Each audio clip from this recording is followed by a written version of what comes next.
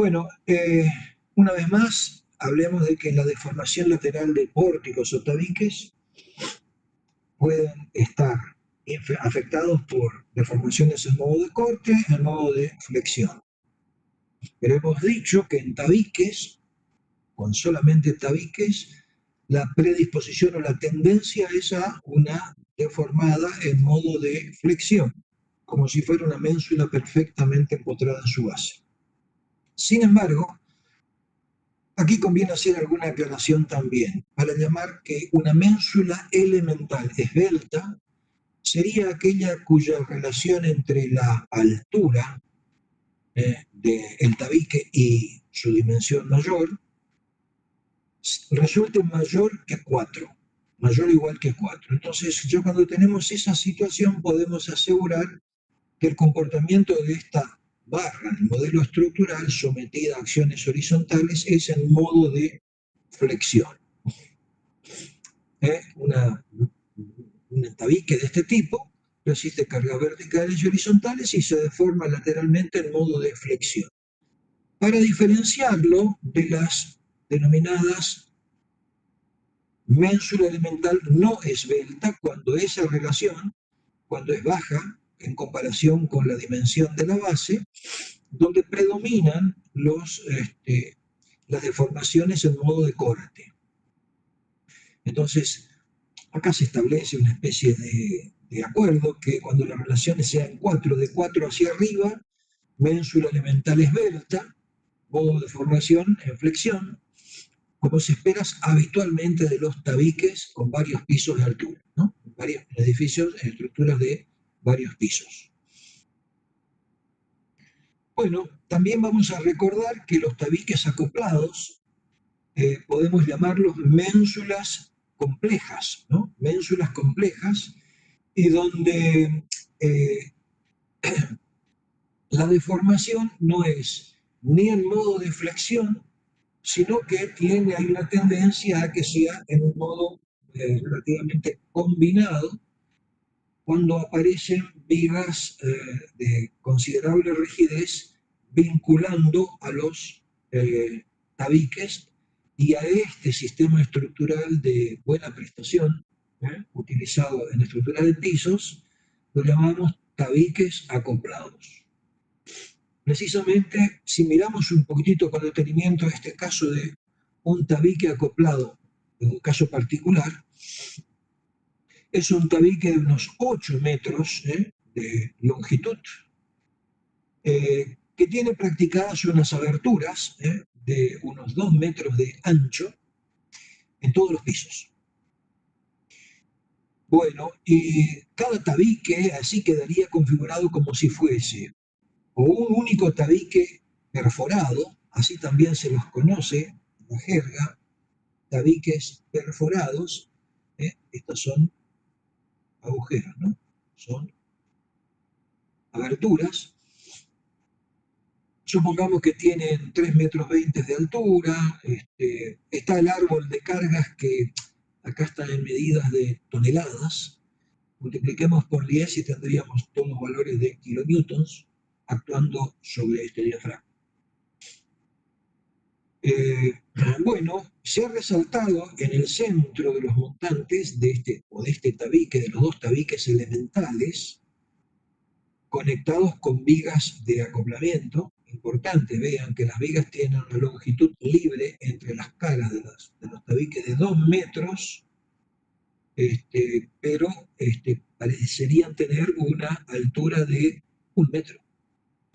Son vigas muy rígidas, 1 metro de altura cada viga tiene, y 2 metros de longitud libre.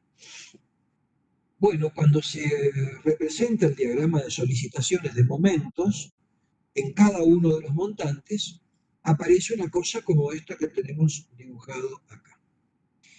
Bueno, la sola aclaración, porque este dibujo, tomado de aquel apunte mencionado, tiene las cargas actuantes de izquierda a derecha, pero este diagrama de momentos se correspondería con las cargas actuando de derecha a izquierda. Ellas son las que producen flexión afuera, tracción afuera, o momentos flectores que llamamos negativos, cuando son al exterior en un pórtico, y los de signo cambiado están ascendiendo.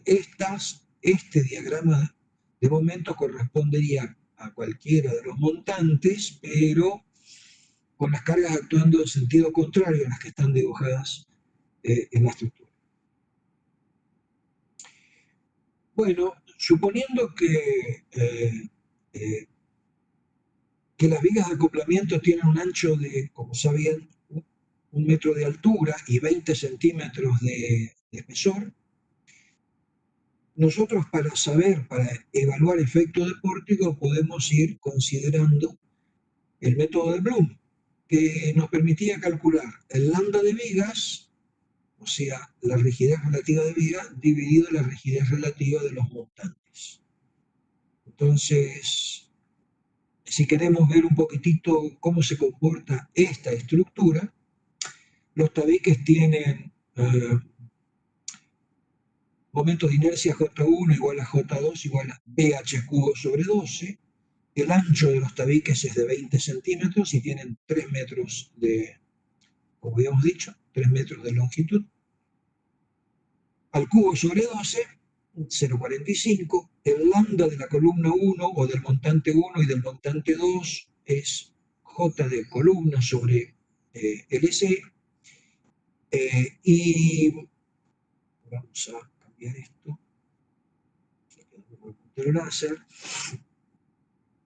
Entonces, el J de columna es 0,45 sobre la longitud de piso, que era de 3,20 metros.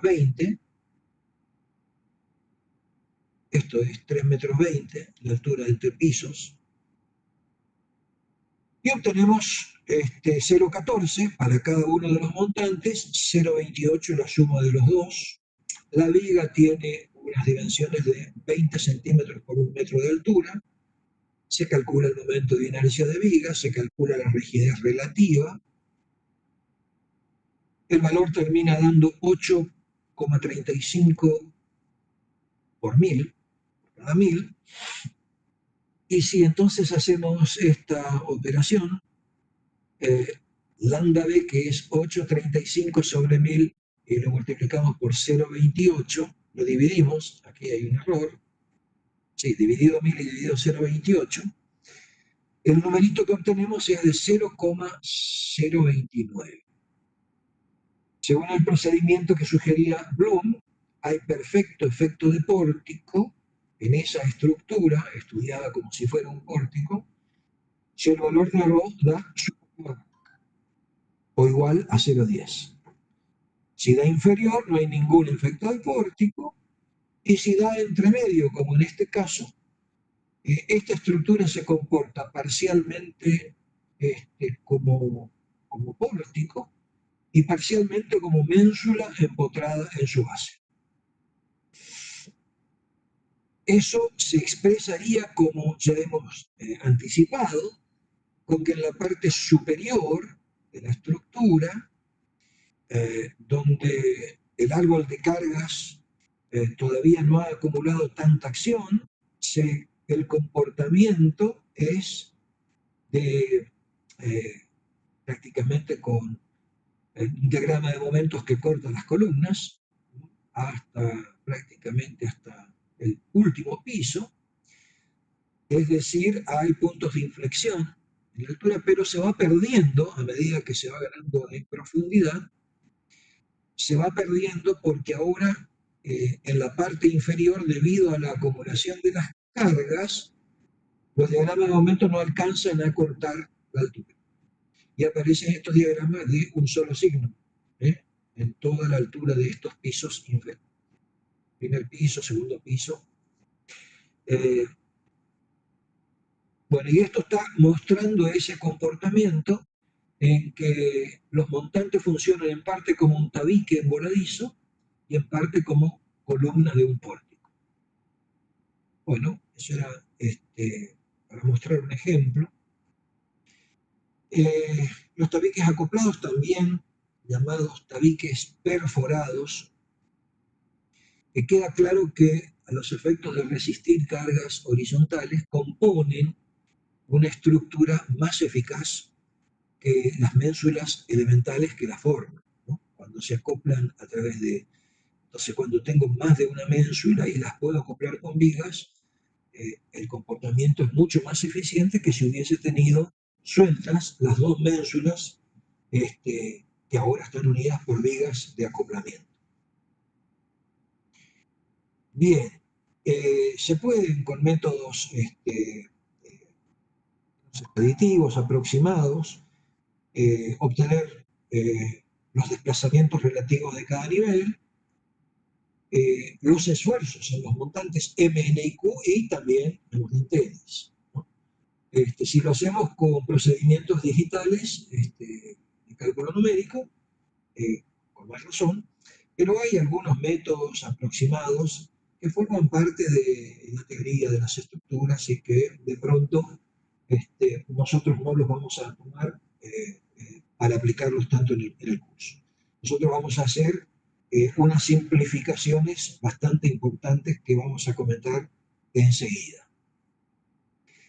Si conocemos el desplazamiento relativo de cada nivel, sea por métodos aproximados o por métodos, entre comillas, exactos, y conocemos por el árbol de cargas que tenemos a nivel de un piso, por ejemplo, a nivel de este piso, conocemos la acumulación del cortante dado por la suma de estas fuerzas, la parte superior.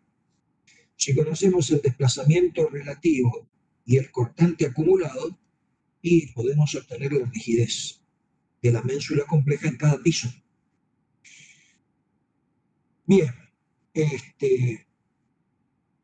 bien. Otro caso de ménsula compleja o combinación de diafragmas también se presenta cuando uno puede tener un pórtico, como el que se encuentra en este punto, un pórtico y un tabique alineados y conectados a través de unas vigas rígidas, muy fuertes, ¿no? Unas vigas de acoplamiento. Entonces, a partir de este acoplamiento entre una estructura que tiende a deformarse lateralmente, entre comillas, en modo de corte, y un elemento que tiende a deformarse lateralmente en modo de flexión, bajo un determinado árbol de carga, siempre que existan vigas de acoplamiento, bueno, entonces podremos obtener también una estructura más eficiente que el pórtico solo actuando por su lado y que el tabique solo actuando por su cuenta, merced a la disposición de estos elementos estructurales importantes, ¿no? Vigas de gran rigidez, y entonces también obtener como resultado no un comportamiento de solo flexión como le acontecería al tabique solo o de solo corte, y aparecerían los efectos de interacción entre diafragmas verticales que hemos comentado nosotros en nuestra clase de la semana pasada. El comportamiento final es el modo donde el tabique es parcialmente retenido por el pórtico que se deforma menos en la parte superior, en tanto que el pórtico, al querer deformarse mucho, se apoya sobre el tabique, y ese es la resultante del comportamiento conjunto. Bueno, esa es una observación que es interesante de destacar.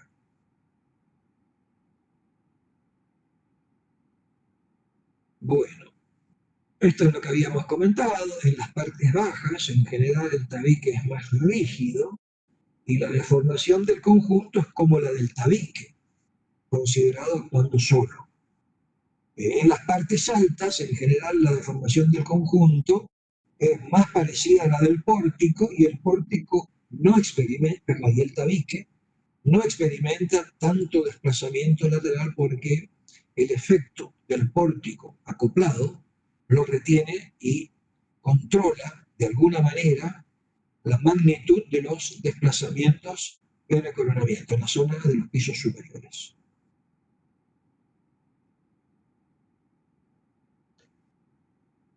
Bien, ahora conviene hablar de algo que nos tendría que terminar de ayudar a entender eh, cómo se obtienen estas cargas que hasta ahora ligeramente las hemos ido presentando como cargas exteriores, actuando sobre la estructura. Lo que queremos ver ahora es de dónde provienen estas cargas y que una vez que las tengo calculadas, determinadas, ¿qué tan exteriores son? ¿Provienen directamente de la acción del viento en forma inmediata o hay un paso previo? Hay un paso previo, lo afirmamos desde ya. Pero una vez que las determinamos, sí que podemos calcular los efectos que se producen. Son diagramas de solicitaciones y sobre todo de formabilidad del diafragma que estemos estudiando, en este caso un polo. Vamos a suponer que estas son realmente las cargas que forman parte de lo que llamamos el árbol de cargas de este diafragma. En este caso un pórtico, con planta baja y 3 pisos altos, con las fuerzas del árbol de carga identificadas como F0, F1, F2, F3. Podemos construir de inmediato, si estas son las cargas aceptadas, el diagrama de esfuerzos cortantes. A nivel del tercer piso, el cortante que llega inmediatamente por encima de este piso es solamente la carga F3. Inmediatamente por debajo entra la carga F2 en el piso sobre el segundo piso, y ahora el cortante suma F2 más F3. Y así sucesivamente podemos construir el diagrama que en la fundación será B0 la suma de los de las 4 fuerzas aplicadas en el árbol de cargas. Entonces, este es un diagrama muy importante que vamos a llamar de aquí en adelante diagrama de cortante horizontal. ¿Sí? Podemos decir esfuerzos de corte, son esfuerzos de corte, pero en realidad son esfuerzos de corte acumulados, ¿sí?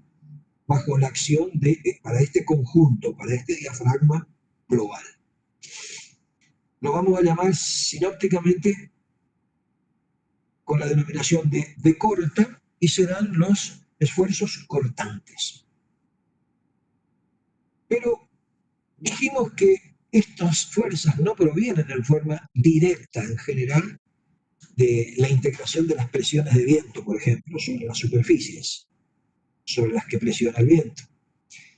El problema es un poquitito más complicado. Y ahora miramos, supongamos que analizamos lo que pasa en la planta que está sobre el segundo piso, donde el cortante sea F2 más F3. Entonces, para este piso, vamos a suponer que vamos a estudiar esta planta concretamente, sobre el segundo piso, donde las cargas que entran son F3 y F2. Bueno, vamos a llamarle a eso, a ver, ¿cómo lo llamamos? B2. O sea, B2 es la suma de F2 más F3. Visto en planta, supongamos que los diafragmas verticales son solamente pórticos, de manera tal que para la acción horizontal en la dirección X hay 3 pórticos, el pórtico 1, 2 y 3. Y para acciones horizontales en la dirección Y tenemos un pórtico 4, 5 y 6. Bueno, vamos a mencionar que esta estructura con una fuerza exterior en planta actuando en algún punto, con algún punto de aplicación, en general se encontrará excéntrica respecto de un punto que para cada piso, para cada nivel, se conoce como centro de torsión de cada piso. En un caso más general, como el que está dibujado acá, nosotros tenemos que el punto de aplicación de la carga exterior, perdón, del cortante acumulado por las acciones exteriores, no coincide con el punto donde hemos de alguna manera, después veremos cómo, hemos determinado el centro de torsión. Aparece una excentricidad que llamamos L2. Bueno, en este caso lo que va a suceder es que, además de la acción horizontal que implanta,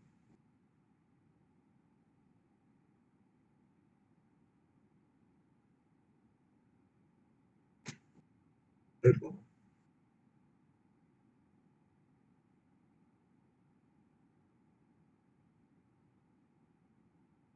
la acción horizontal en planta produciría un desplazamiento de la planta por traslación, empujaría toda la planta hacia la derecha, produciendo esta deformación. La excentricidad y este momento torsor V2 por L2, que se va a manifestar como una rotación o como un momento que tiende a hacer rotar la planta, haría que, bueno, esta planta giraría al mismo tiempo que se trasladaría. Entonces, el problema está en que ahora yo para cada uno de estos diafragmas, vamos a suponer los que están en la dirección X, no voy a tener en general las mismas solicitaciones actuantes, por el solo hecho de que, primero, cada uno de estos tiene una rigidez de diafragma propia, y en segundo lugar, porque además de trasladarse, rota la planta por este efecto que estamos comentando. Entonces, a consecuencia, y este es el problema que se nos presenta, de estos efectos que acontecen en cada planta, donde he podido determinar la fuerza exterior que está actuando en cada piso y puedo conocer su punto de aplicación, supongamos que sea ese, a nivel de la planta. Una vez que determino los centros de torsión, puede acontecer que esta estructura, además de trasladarse, rote y experimente una rototraslación. Entonces, no solo por diferencias de rigideces entre los diafragmas, sino por los efectos de la rototraslación, cada uno de los diafragmas va a tener un árbol de cargas diferente. Y en tratar de obtener las cargas, entre comillas, definitivas que actúan sobre cada diafragma previo a hacer su análisis estructural, es que vamos a destinar algunos minutos de esta clase. Diagrama de cortante, el problema de cómo resolver las acciones en cada uno de estos diafragmas, es decir, la determinación del árbol de cargas. Bueno, para eso vamos a definir lo que es ese centro de torsión primero, pero vamos a decir que el centro de torsión en cada nivel, en cada piso de la planta del edificio que estamos analizando, es el punto por el cual debería pasar la resultante del cortante exterior acumulado, repito, cortante exterior acumulado hasta ese piso. Supongamos que en esta vista lateral sean todos estos cortantes, todas estas cargas, da el cortante resultante.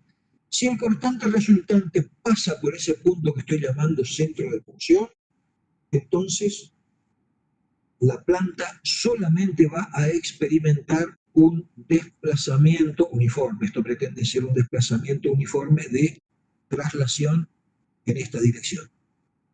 Todos los puntos de la planta se trasladan directamente, es una traslación. Entonces el concepto de centro de torsión es punto en el cual debe actuar una carga transversal horizontal externa para que únicamente ocurra traslación. Así está definido. Bien, si eso no ocurre, si eso no sucede, entonces tendremos una carga actuando excéntricamente respecto del centro de torsión. Quedaría definido el punto de aplicación por donde pasa la resultante exterior del cortante acumulado hasta este punto, aparece una excentricidad y el producto de BI por E sub 1, por E sub I, nos da como resultado un momento torsor, como hemos anticipado. Entonces ahora no solamente hay una traslación, sino que además va a acontecer una rotación de la planta, una rototraslación. Bien, si el cortante en un determinado nivel actúa de nuevo pasando por el centro de torsión, solamente esperaremos traslación. Y si no, esperaremos una rototraslación, con un momento torsor que estará actuando a nivel de cada planta.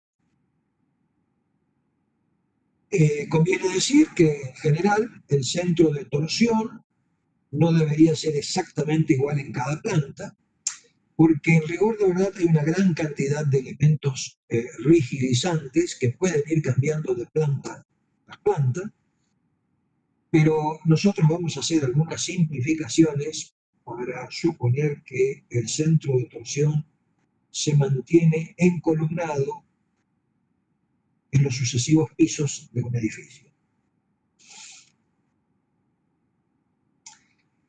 Siendo esto así, la acción total que nosotros podemos esperar actuando sobre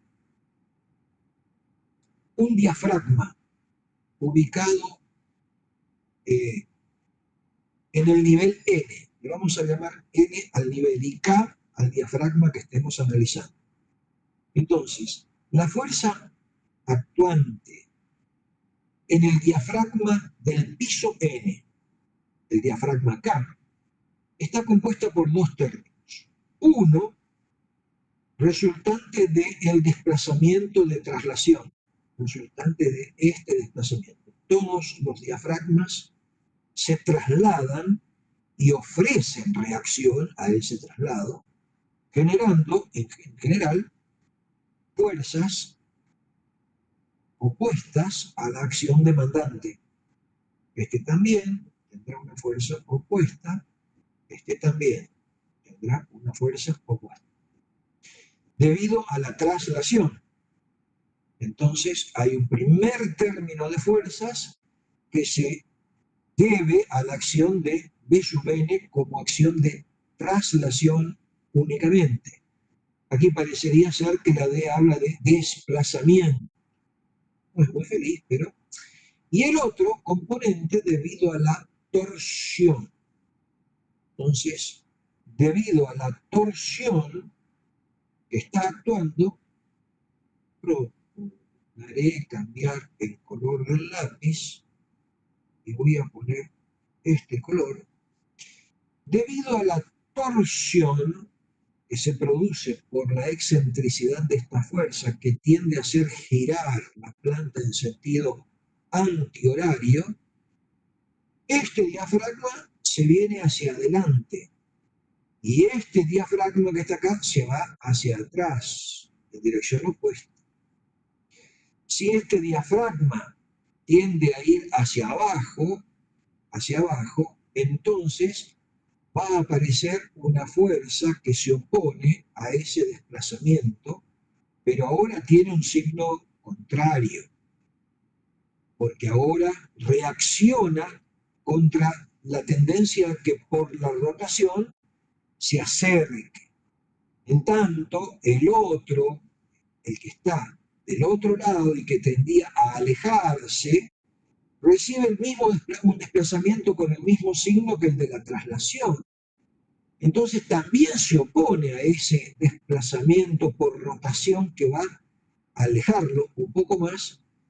Entonces ese diafragma en general también va a estar afectado por una fuerza de sentido contrario a la que teníamos en el diafragma enteramente opuesto.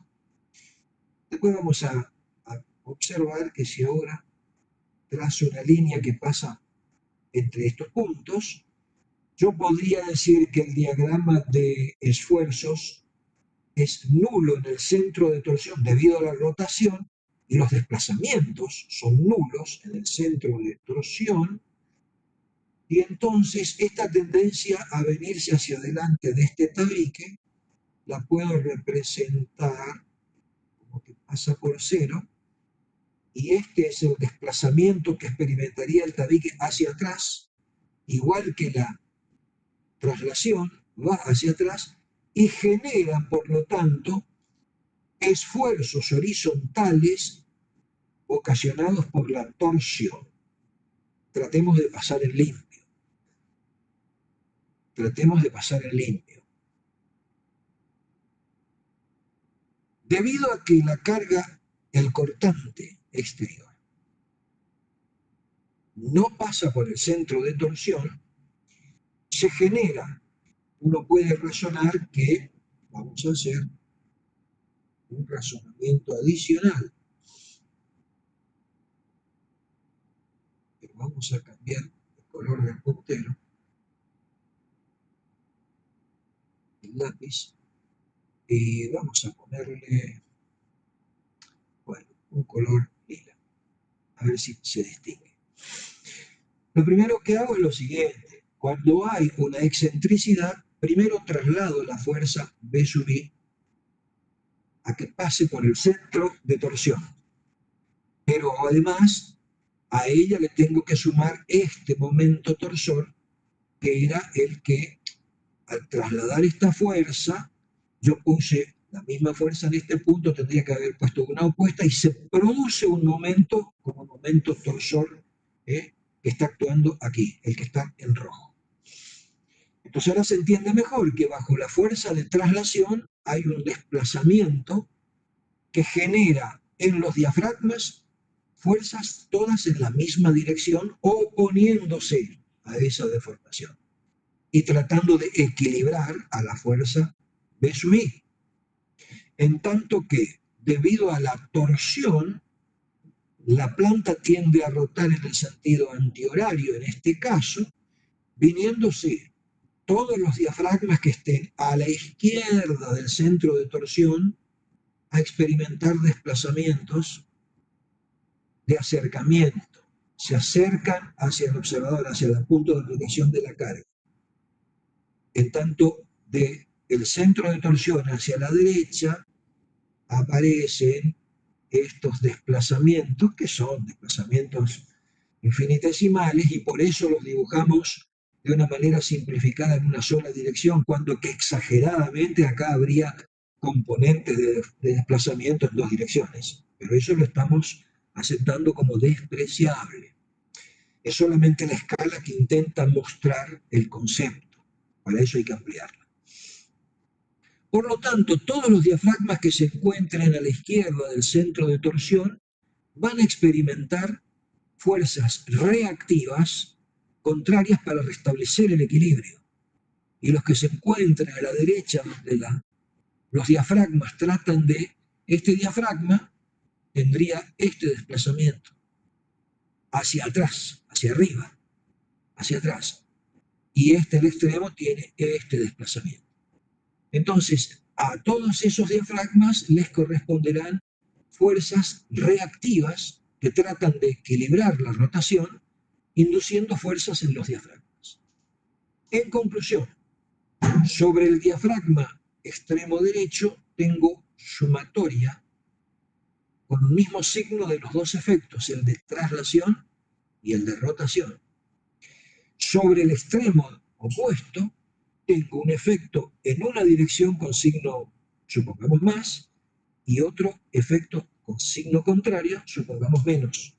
Uno debido a la traslación, el otro debido a la rotación. Bueno, eso es en realidad lo que va a determinar que sobre los diafragmas, en cada piso, aparezcan fuerzas que van a integrarse al árbol de carga completamente diferentes en unos que en otros. Bien, eso es lo que pretendemos ahora examinar con un poco más de detalle.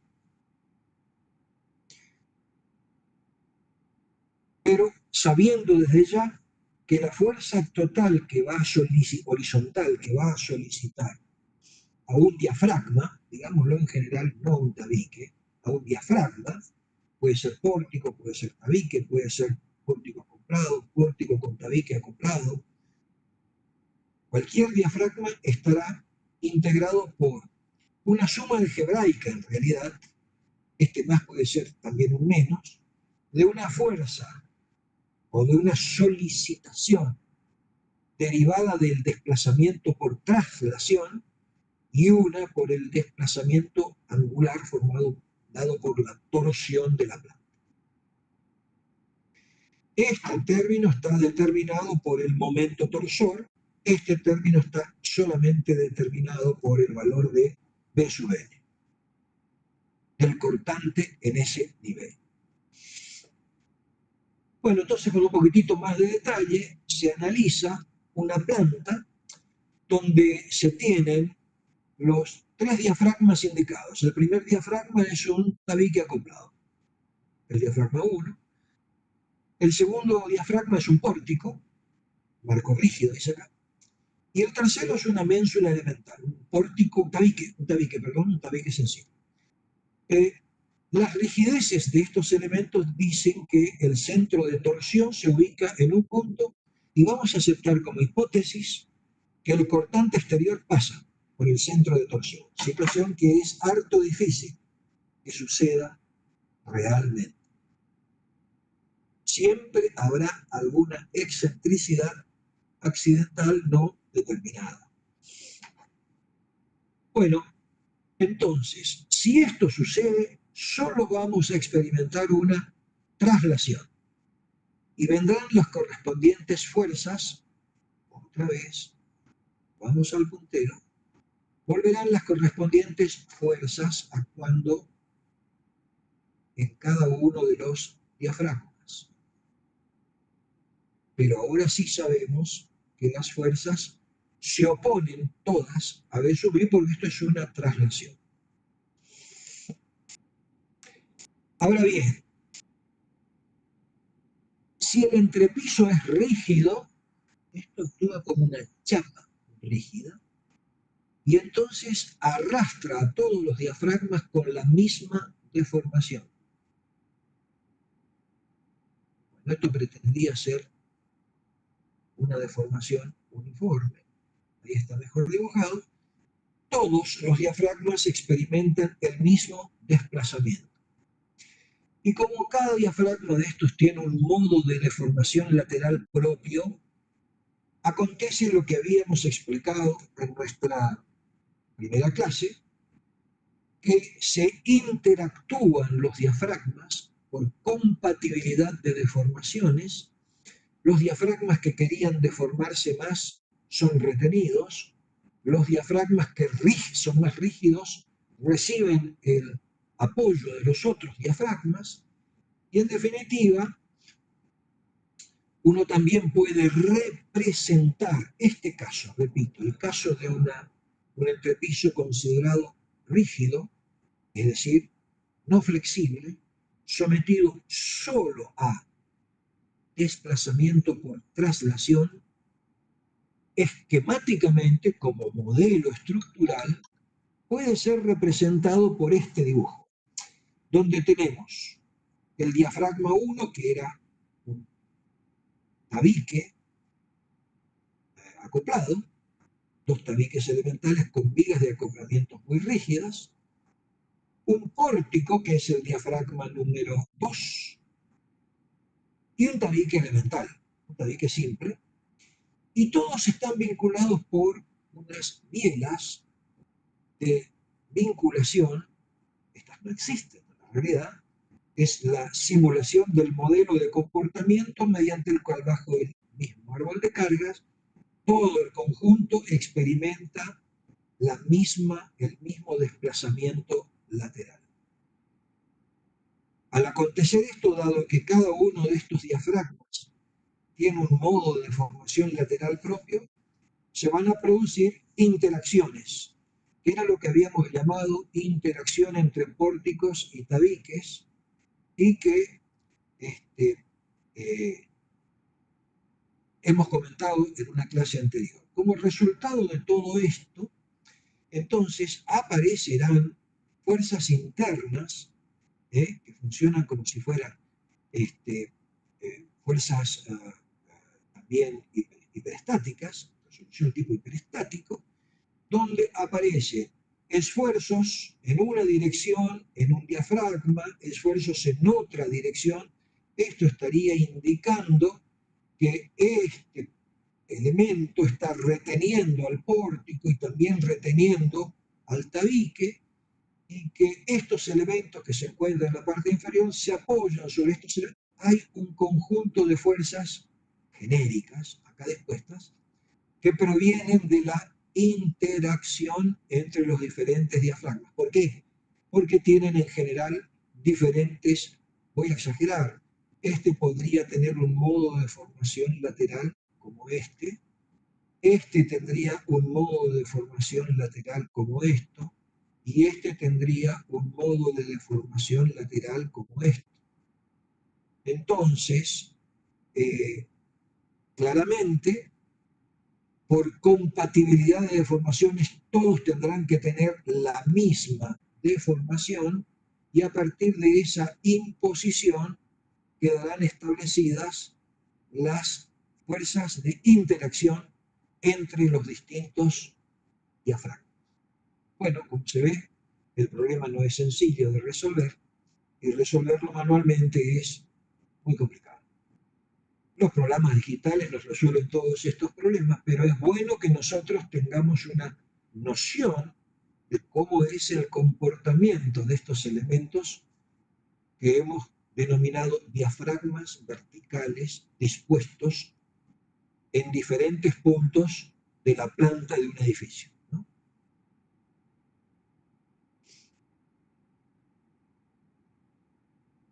Bueno, entonces aparece, debido a la traslación solamente, un desplazamiento uniforme que afecta a todos los diafragmas, que son de diferente comportamiento, y como consecuencia aparece la interacción pórtico-tabique, no sencilla de resolver con métodos aproximados. Nosotros vamos a tomar atajos, pero no hay ningún problema cuando modelamos nuestros diafragmas verticales directamente en estructuras tridimensionales mediante software digital. Bueno, esto es lo que estábamos mostrando antes. Y entonces nosotros vamos a tomar atajos, dijimos, soluciones aproximadas, y entonces vamos a considerar que los diafragmas sean solo tabiques o solo pórticos. Así de simple, solamente para poder llegar adelante aplicaciones prácticas manejables.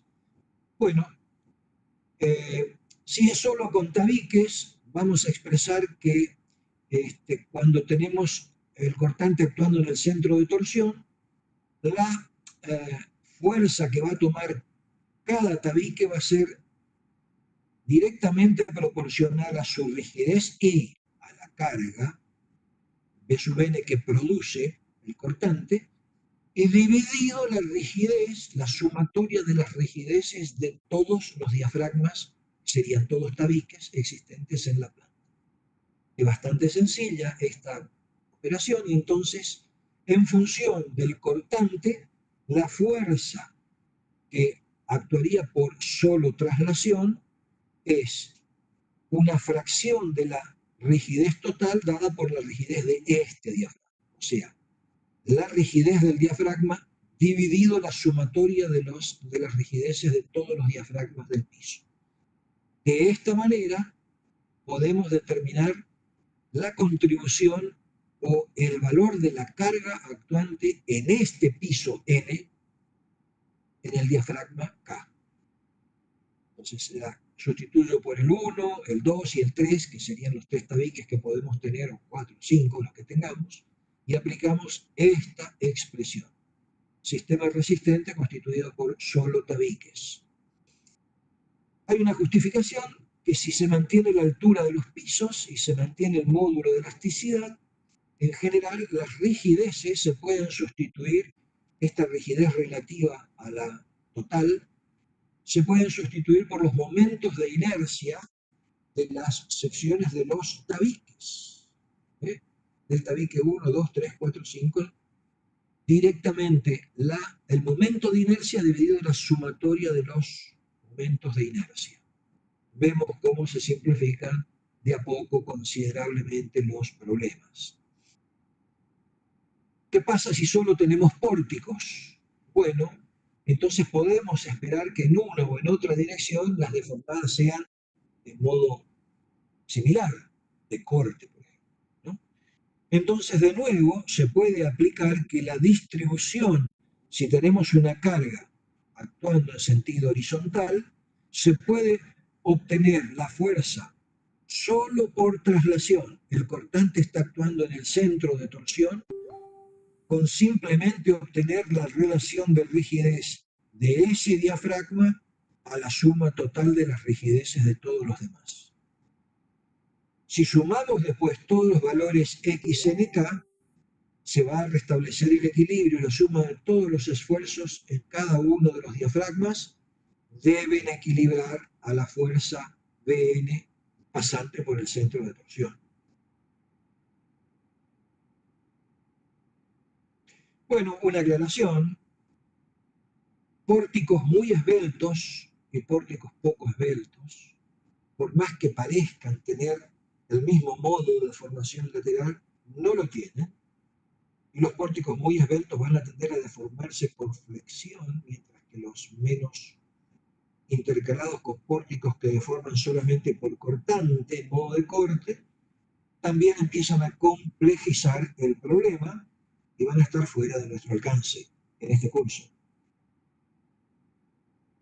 Y ahora entonces comentamos qué pasa si la fuerza actuante en la planta está excéntrica respecto del centro de torsión. Eso ocurre, y para simplificar el problema, primero trasladamos la fuerza Bn para que pase por el centro de torsión y le agregamos el momento torsor correspondiente P sub n por E sub n.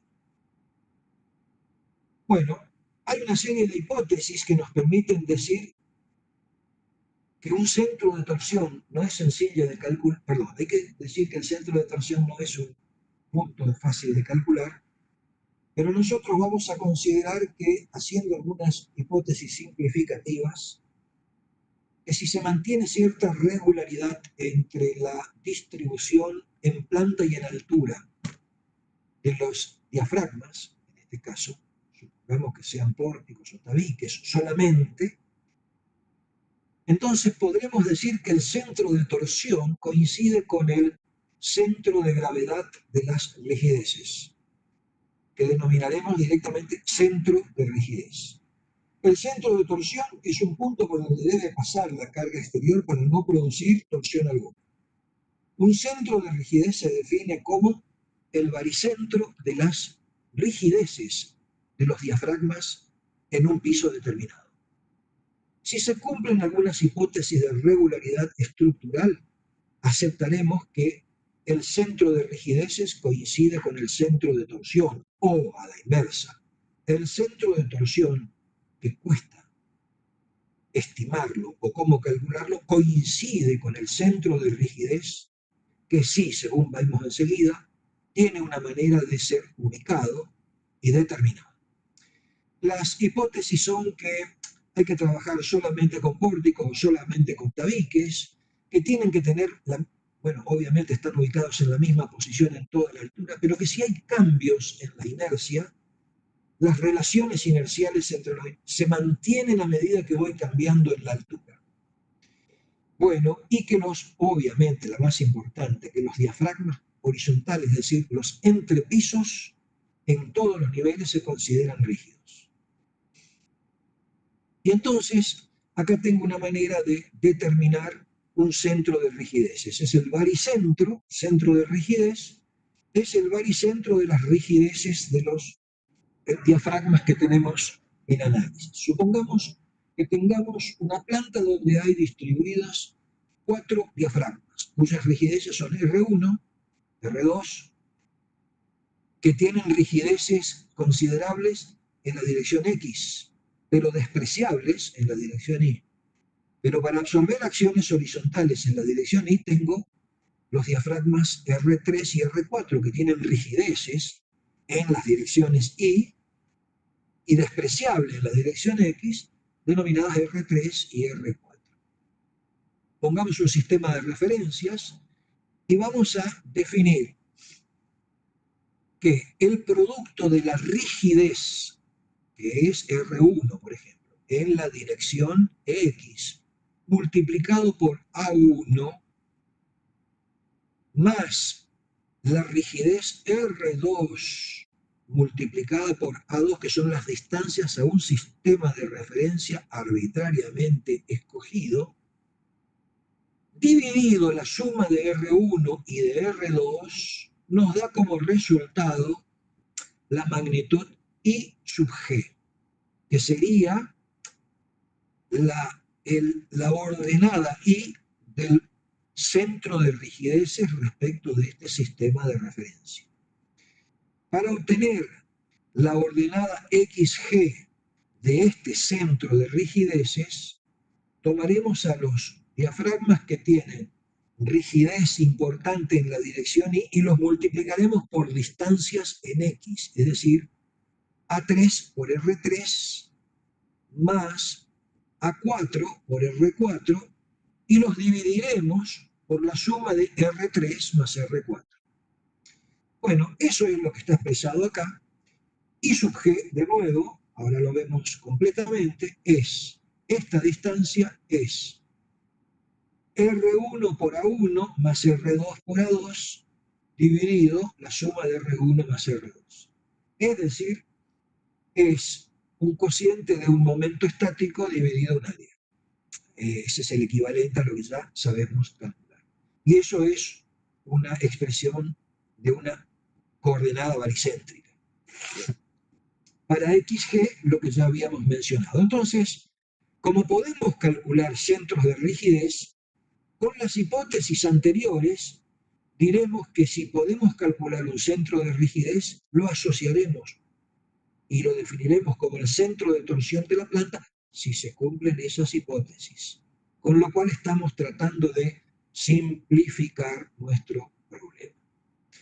Agregamos una hipótesis más de que la rigidez a torsión propia de los diafragmas es despreciable. Es decir, con esto estamos queriendo decir que ninguno de estos diafragmas tiene rigidez torsional. Es despreciable. Bueno, y finalmente vamos prácticamente llegando a lo que necesitamos establecer cuando tenemos un momento torsor actuando. Ahora el momento torsor es el producto de B por E al centro de rigidez. Y entonces lo que vamos a suponer es, queremos saber a ver cuánto valen las fuerzas que están actuando en los 4 diafragmas que hemos simplificado, porque hemos simplificado el problema. Si esto tiende a girar en sentido contrario a las agujas del reloj, se inducen estas acciones sobre los distintos diafragmas. En sentido contrario estarían las reacciones que tratan de equilibrar al momento torsor. ¿Cuánto valen estas fuerzas? Bueno, una estimación es que la fuerza en el diafragma 1, la fuerza F1, es proporcional, eso es razonable, a la rigidez R1. Si hay un doble de rigidez en este punto, obviamente la fuerza que se va a obtener es más importante, porque es muy rígido. El tabique se opone mucho a deformarse. Entonces es proporcional a la rigidez y también es proporcional a esta distancia de 1. Por aquello que habíamos visto hace unos minutos, en el sentido de que si ocurre un desplazamiento,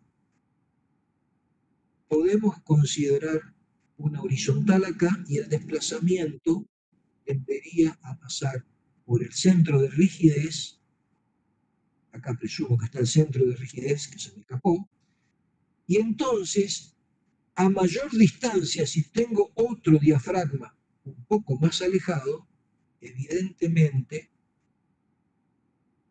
el desplazamiento es proporcional a esta distancia. Y entonces puedo pensar que los tabiques cada vez más alejados también toman una fuerza que es proporcional a la distancia. Así, F1, F2, F3 y F4 son proporcionales a sus rigideces y a sus distancias al centro de torsión. Ahora, esta fuerza, F1, KR1 por D1, multiplicada por el brazo hasta el centro de rigidez, me da el aporte resistente al equilibrio del momento torsor total. Entonces, KR1 por D1 y luego multiplicado por el brazo, me da el momento actuante MT1. Aquí hay un error, esto debería ser, acá falta una corrección, falta los subíndices, estos están mal puestos, por favor. Habrá que corregir en el PDF que ya está disponible. Esto es MT2, MT3, MT4, con los correspondientes valores. Bien, y entonces, haciendo un poquitito de álgebra que lo dejo a cargo de ustedes, se puede determinar que la fuerza actuante por rotación en cada diafragma de este piso, de este nivel, es, acá también se corrió, hay que eliminar el eje del cociente, es una relación que es la relación entre la rigidez por la distancia, la rigidez del tabique o pórtico por su distancia al centro de rigidez, dividido la sumatoria de las rigideces por distancias al cuadrado, y toda esta fracción que tiene dimensiones de 1 sobre metro o longitud a la menos 1 multiplicada por el momento torsor. Es decir, la fuerza inducida por la torsión de la planta es proporcional al momento torsor total, directamente proporcional a esta suerte de momento estático de rigidez por distancia e inversamente proporcional a esta especie de sumatoria de los momentos de inercia de rigideces por distancias al cuadrado. Bien, entonces, finalmente, estas son las expresiones que sí están bien ahora consignadas, y con esto podemos obtener el cálculo de los esfuerzos producidos por la torsión, mientras que los efectos producidos por la traslación ya fueron considerados en unas diapositivas anteriores. Bueno, muy apresuradamente esto último porque tengo la necesidad de cerrar la clase en este momento. Esto es todo lo que nosotros tenemos para comentar y para poder intentar aplicar en los trabajos que buscan que podamos determinar, en nuestra intención es que podamos determinar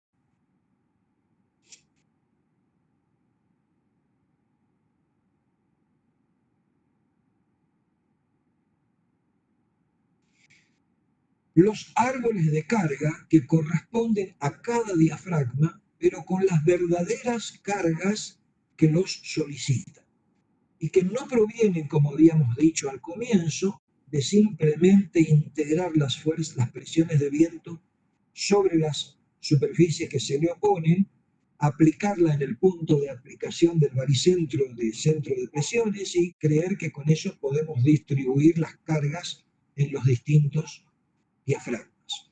Nuestro afán va a ser siempre intentar ver qué deformación tienen nuestros diafragmas para poder evaluar en los lugares más comprometidos, que siempre será el coronamiento, si se cumplen estados límites de servicio, en el sentido de que no se superen valores admisibles establecidos reglamentariamente. Nuestros ejercicios de aplicación vamos a trabajar con pórticos, eventualmente con solo pórticos, con solo tabiques. Vamos a tratar de determinar solicitaciones por métodos aproximados y vamos a procurar establecer diagramas de deformaciones por pisos de diafragmas tipo pórticos y de diafragmas tipo tabiques. En eso esencialmente consistirá nuestras aplicaciones prácticas, partiendo de la introducción teórico-conceptual que hemos hecho a través de estas dos restringidas, reducidas en el tiempo clases que hemos tenido. Bien, nuestra clase grabada termina en este punto. Si estás, Mario, la podés cerrar cuando quieras.